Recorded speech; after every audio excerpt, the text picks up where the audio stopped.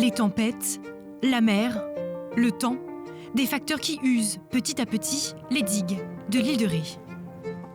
Le fait que ça ne s'entretienne pas, ça se creuse, il y a des joints qui s'arrachent et après on avait des brèches régulièrement. Et donc la volonté politique de la collectivité, c'est vraiment été de prévenir plutôt que guérir. Depuis 2010, une brigade composée de 6 ouvriers en réinsertion et d'un encadrant prend soin des digues. Désormais, elles seront 2 à parcourir l'île pour un budget total de 200 000 € par an. On décape la coiffe et après toutes les pierres qui sont gelées, fissurées, on les enlève. Et après on remet des pierres en bon état.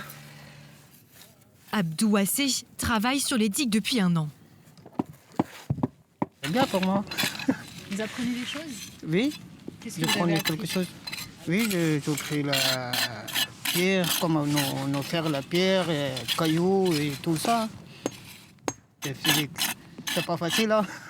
Pas facile car il faut aussi adapter le travail de maçonnerie en fonction des types de digues, de la hauteur du sable ou encore Il y a 2 marées par jour, donc les coefficients changent, donc les heures changent.